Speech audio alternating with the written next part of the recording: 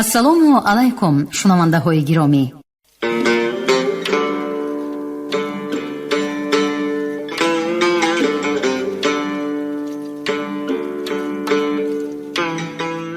ба таваҷҷӯҳи шумо идомаи силсила гуфтори хонишҳои бадеӣ аз рӯи рамани сегонаи нависандаи халқии Тоҷикистон Ҷалол Икромӣ, духтари Оташ, 12 дарвозаи Бухоро ва тахти Вожгон.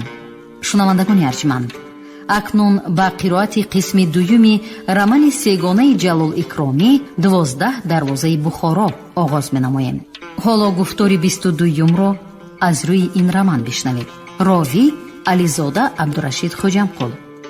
қисми шашум.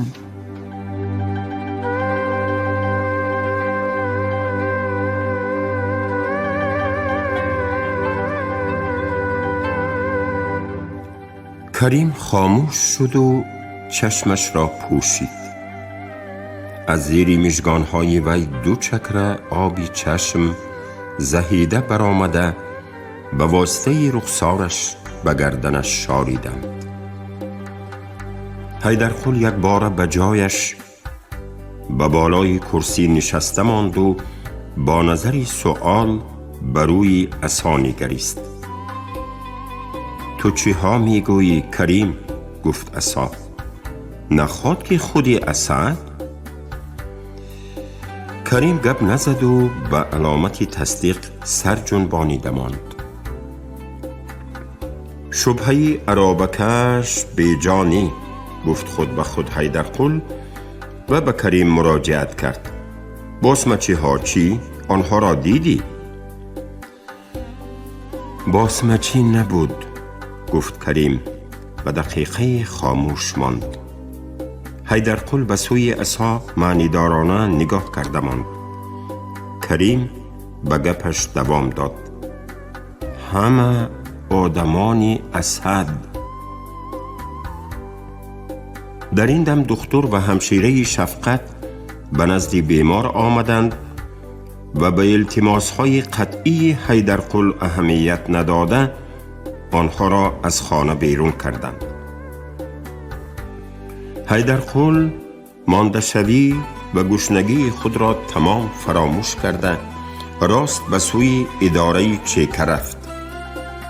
عصا در خمگشتی راه با وی خیر و خوش کرده به حولی خود روان شد که پس از 3 روزه جدایی فیروزه خود را یاد کرده بود.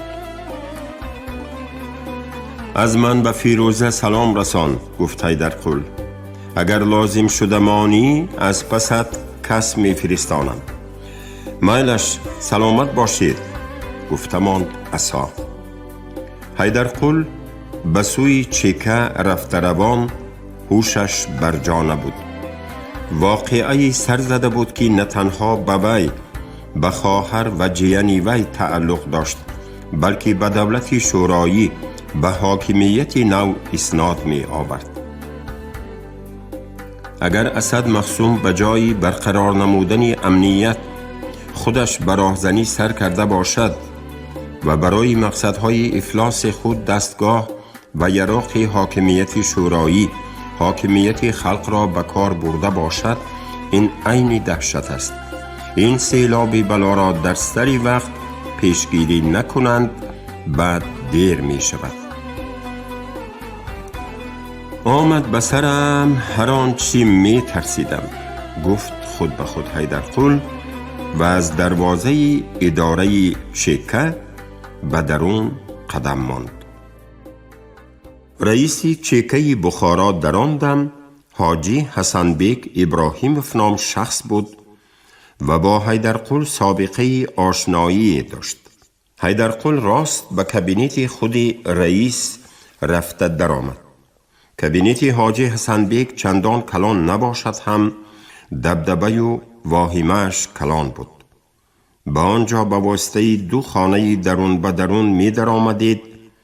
در هر 2 خانه هم آدمانی چیکه کسی دراینده را اگر آدمی معلوم باشد با دقت از نظر می گذرانیدند. اگر ناشناسی باشد البته کافت و کاو و تفتیش کرده می دیدند.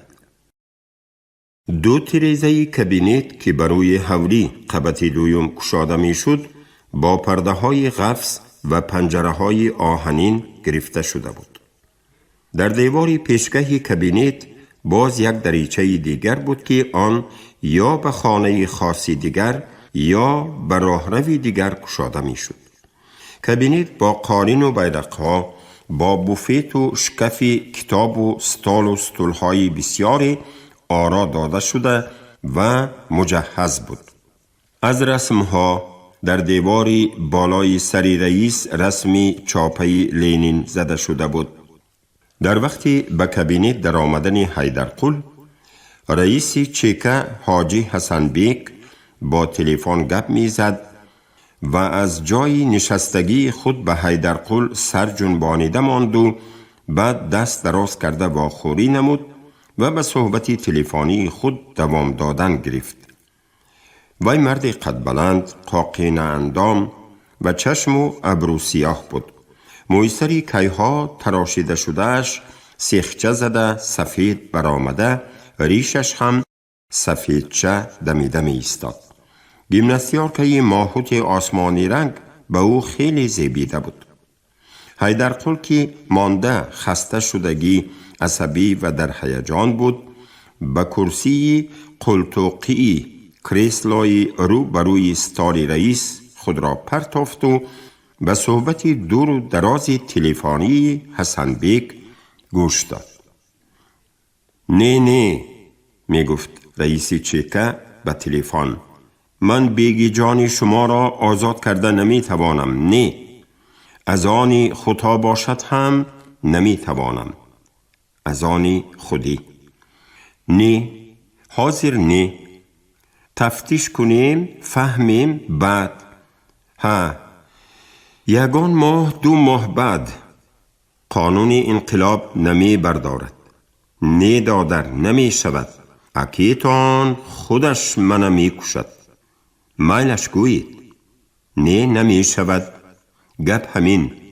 امشب نمی توانم، کار هست. یگان کسی دیگر یابید. ای کلانی چی؟ ما خاکی پای همه. بله. انا با پیشم حیدرقل آمدگی از افتش باز یگان مسئله مهم دارد. البته راهبریت فرقه. بی شبهه ما اطاعت میکنیم. خیر. کی وی؟ پرسید حیدرقل به تلفن اشاره کرده. عباد خان، گفت حسن بیک. جوریشان بیگی جانی قرشیگی مستی کرده، به ناموس پسری یک مشکاب تجاوز کرده است. خودت میدانی که حاضر اتفاق کسبه مشکاب ها زورترین تشکیلات شهر است. ما پرلیتری بخارا گفته آنها به سری ما 4 مست شکسته ایستادند. در این وقت من اگر جوره بازی کرده بیگی جان را آزاد کنم، غوغا شده ماندنش ممکن. همین طور نه؟ اکنون عباد خواجه خفه شوند هم میلش، جوریشان کمتر در تهخانه دم گیرد. نخواد که فیض الله خواجه دادری خود را به عیب آوردن نمی تواند؟ گفت حیدرقل. این به نام آدمی کلان اسناد می آورد. ایشان جان مرادش فیض الله خواجه بسیار کار دارند. شاید از رفتاری عباد خواجه خبر ندارند. خیر، هیچ گپ نی. عباد خواجه حالا جوان ایرکه به عقل و توفیق آمده میماند. خودم نصیحت میکنم. خیر، بلا به پسش، گفت آه کشیده حیدرقل. واقعی دیشبه سری پوری مهتر قاسم را فهمیدید؟ فهمیدم. باسمچی ها به عرابه خیش بچه شما. افسوس که باسمچی نه، گفت سخنی او را بریده حیدرقل. خودم شبهه کرده بودم. حاضر شبهه مرا کریم تصدیق کرد. وی در همان عرابه بود، شوهر شونده جیانی من. خودی اسد مخصوم این بازی را تشکیل کرده، کریم را پرانده، دختر و مادرش را ندانم به کجا گرفته برده است. بله، مخصوم در دلکشای بیرون نیست. گفت حیران شده حاجی حسن بیگ. نخواد که این دسیسه خودی اسد مخصوم باشده؟ برای وی در بخارا زن قحط زد می. دختر را دیده بود. پری چهره گفته آب دهانش می رفت. وی آدمی است که نفسی حرامش را داشته نمی تواند. هر چی کار کرده به مرادش رسیدن می خواهد. خیر، این کارش را روی راست بی خونریزی کند چی می شد؟ و گمانم از این خیل داماد شما هم ابا نمی کردید. من به شما گفتم کو عایشه به کریم نامزد شدگی به غجدوان رفته توی کردنی بودند. ها درست گفت حاجی حسن بیک. پس احوال کریم چطور؟ کریم در کسلخانه احوالش بد. دکترها وعده می دهند که صحت می کنند. باز خدا می داند.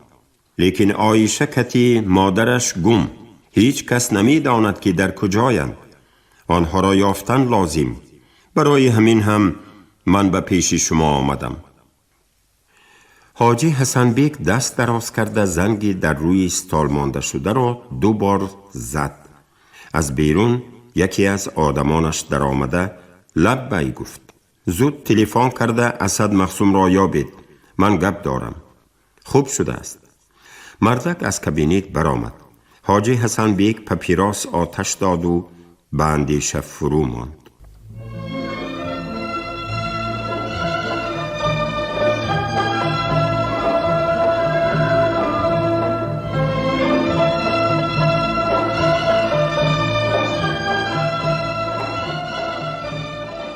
اسد مخصوم را به این وظیفه تعیین کردن لازم نبود، گفت حیدرقل فکر خود را به زبان آورده.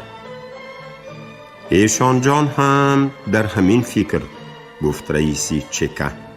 از این مردک نیکی امید کردن خطاست. لیکن در ریوکامی مرکزی طرفدارهای بسیار دارد. حتی در کمیته مرکزی فرقه در اداره شما هم آدم‌هایی هستند که او را ببل می‌کنند. گپ هست که او را بروی خط راهبریت هم داخل می‌کنند. با چی کارش؟ نمیدانم.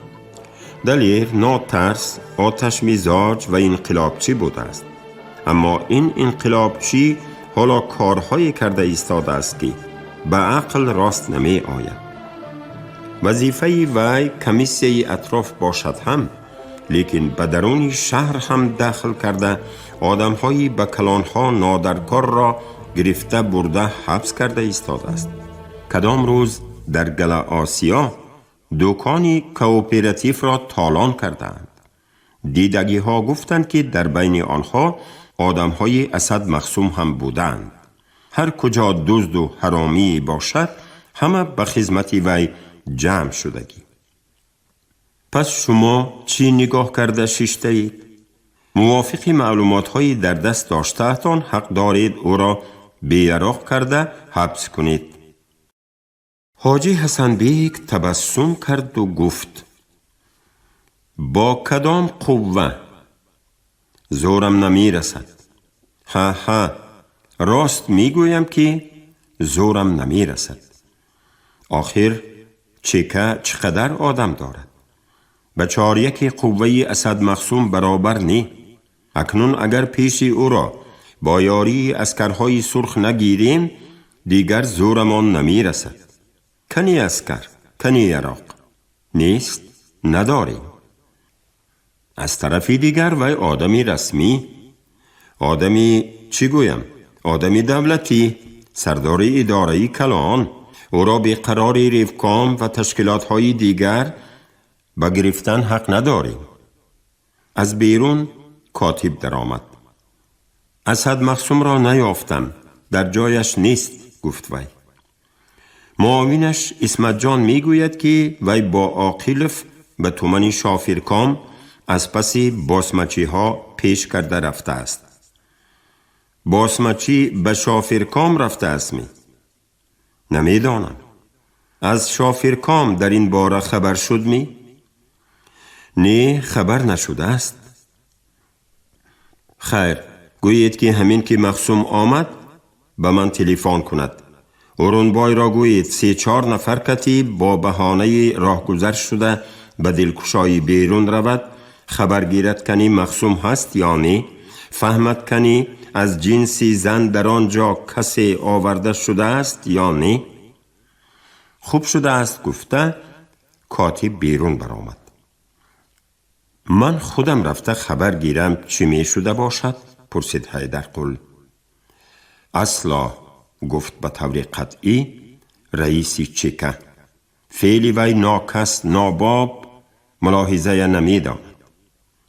بهتر که با اندیشه کار کنیم. مثلا چی کار؟ من خودی همین شب 2-3 بار کس فرستاده وضعیت را نقص پخته می فهمم. پگاه با هم بریوکام و به شورای ناظران رفته مسئله می مانیم و با مصلحت آنها عمل می کنیم. میلش عمل کنید، گفت حیدرقل و خیر و خوش کرده بیرون برآمد.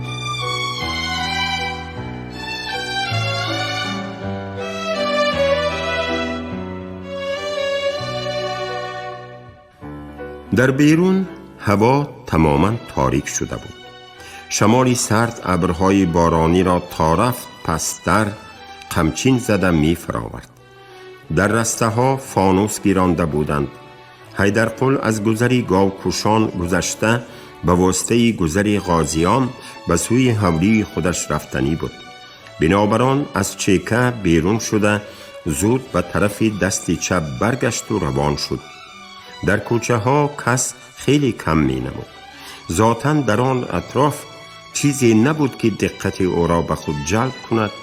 به علاوه حالا خیالهای گوناگون مینه او را چنان بند کرده بودند که چیزی به چشمش نمی نمود. و در ذاتی اسد مخصوم یک خوفی کلانی را برای انقلاب می دید. غلبه این انقلاب با آسانی به دست ندر آمده است که آن را یک اوباش خودسر بیملال زیر و زبر کند. حاجی حسن بیگ تا یک درجه حق دارد که ما در اختیار خود قوه حربی نداریم، می گفت وی خود به خود. این خوب نی.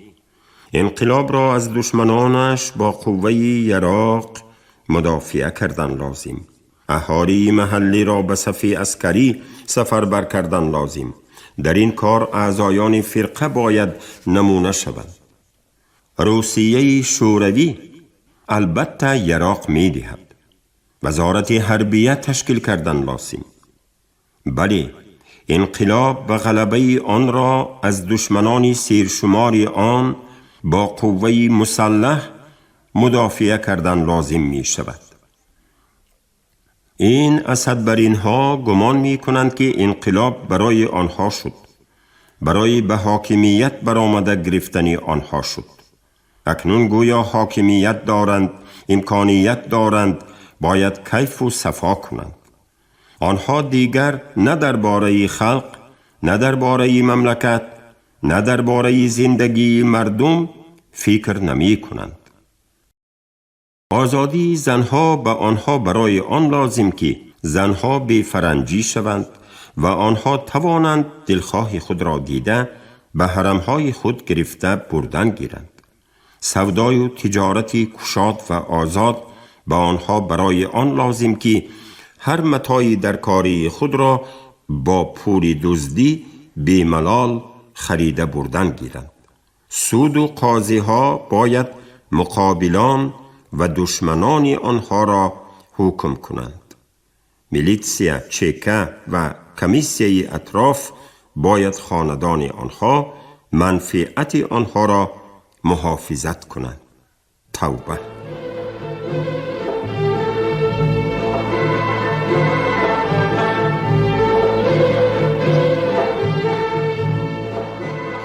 از غلبه انقلاب بخارا هفته‌های و ماه‌ها گذشته است و وی هنوز یگان حولی و خانه درست ندارد.